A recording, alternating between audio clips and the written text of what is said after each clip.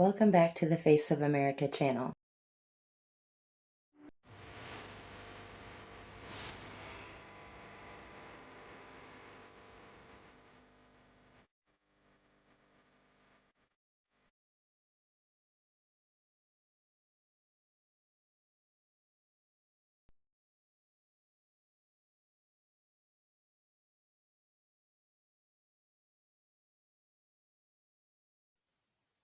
The election of 1800 was a revolution, in all but name. For the first time, power passed peacefully from one political faction to another. The Federalists, led by President John Adams, had lost the presidency and both houses of Congress to Thomas Jefferson's Democratic Republicans. But Adams wasn't finished. In the final days of his presidency, he signed into law the Judiciary Act of 1801. This act created 16 new circuit judgeships and dozens of other judicial offices. Adams filled them with Federalist allies in a flurry of last-minute appointments, what Jeffersonians would call the midnight judges. Jefferson, upon taking office, wrote to Abigail Adams, quote, "The Federalists have retreated into the judiciary as a stronghold. There the remains of their party are to be preserved and nourished." End quote. The Federalists had designed the 1801 Act to entrench their influence. It removed the burden of, quote, "circuit riding" from the Supreme Court justices and created new courts with expanded jurisdiction. But Jefferson saw it as a betrayal of the people's will.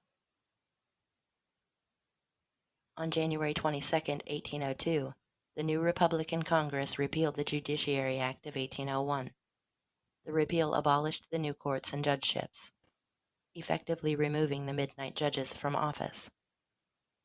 Federalists were outraged. Alexander Hamilton, writing in February 1802, declared, quote, "The repeal of the late act, taken in connection with the known and avowed object of that repeal, is an unequivocal violation of the Constitution in a most vital part." End quote.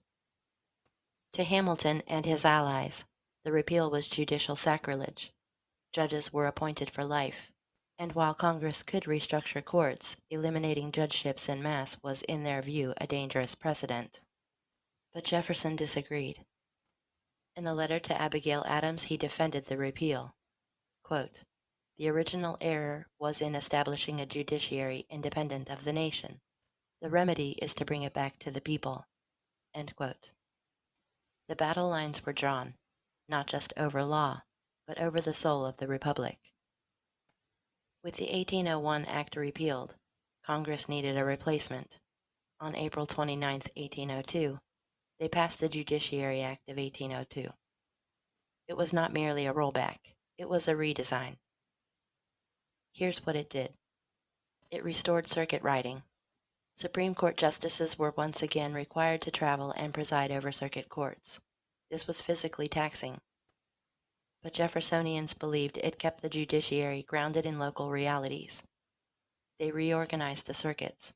The act expanded the number of judicial circuits from 3 to 6, aligning with the expanding geography of the United States. It preserved the Supreme Court's size. The 1801 Act had planned to reduce the court from 6 to 5 justices by attrition. The 1802 Act reversed that, ensuring Jefferson could appoint new justices. Jefferson wrote to Congress, quote, "The great object of my fear is the federal judiciary, working like gravity by night and by day, gaining a little today and a little tomorrow. It advances its noiseless step like a thief over the field of jurisdiction." End quote. To Jefferson, the judiciary was not neutral. It was a political force that had to be restrained. The Judiciary Act of 1802 reveals how the Constitution allows Congress to shape the courts. Congress controls the structure. Article 3 gives Congress the power to establish inferior courts. That means they can create, abolish, or reorganize courts as needed. Judges serve for life, but only if their courts exist. The Constitution guarantees life tenure for judges, but does not for the courts themselves. By abolishing the courts created in 1801, Congress effectively removed the judges without firing them. Circuit riding was a political tool. Reinstating this duty was not just about efficiency. It was a way to humble the judiciary, forcing justices to engage with the people and the states they served. In a letter to Albert Gallatin, Jefferson wrote, quote, "Let the eye of vigilance never be closed. The judiciary must be kept within its proper bounds." End quote. This was not administrative housekeeping. It was a constitutional confrontation. Though not part of the 1802 Act, the fallout from the midnight judges led directly to Marbury versus Madison, 1803. William Marbury, one of Adams' appointees, sued for his commission, which Jefferson's Secretary of State James Madison had refused to deliver. Chief Justice John Marshall, himself a Federalist and Adams' former Secretary of State, issued a brilliant ruling. He declared that Marbury had a right to his commission, but that the court lacked jurisdiction to enforce it. More importantly, he struck down part of the Judiciary Act of 1789 as unconstitutional. Marshall wrote, quote, "It is emphatically the province and duty of the judicial department to say what the law is." End quote. With that, judicial review was born.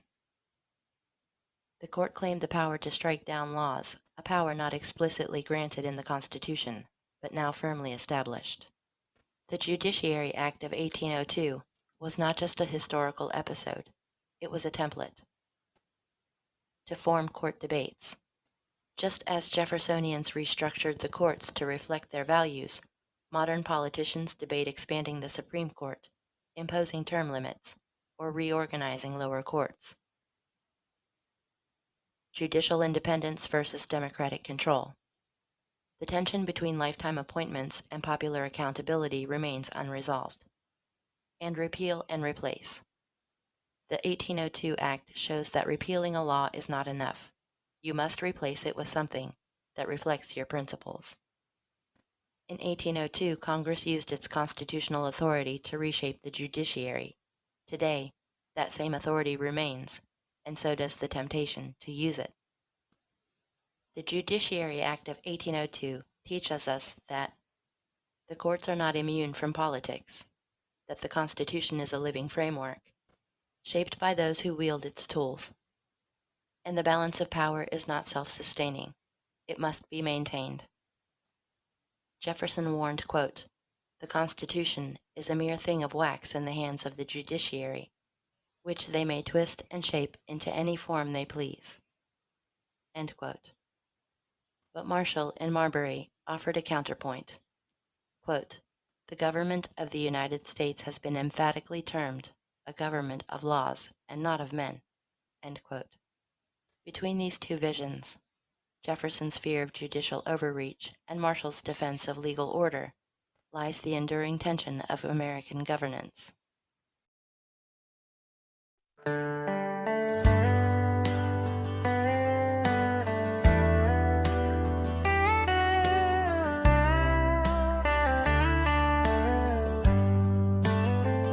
Face of America, hear our call. United we stand, together we'll rise tall. From the mountains to the shining sea, history's heartbeat, proud and free.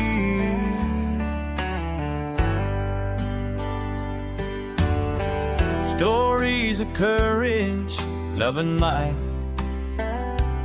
In our hearts we find the light. From the past we draw our strength. Face of America, we go the length. Together we share, together we shine. In every corner our spirits entwine, building a future hand in hand. Face of America, and I would be the stand.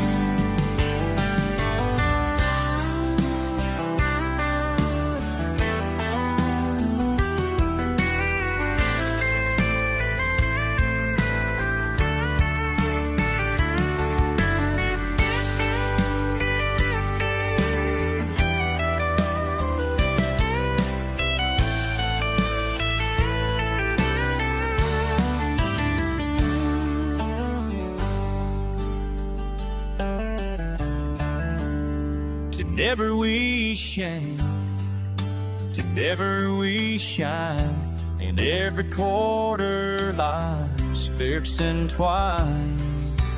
Loving a future, hand in hand. Face of Uncle America, united we stand. Together we share, together we shine. In every cornerstone, hey, many land. Bring that and we stand.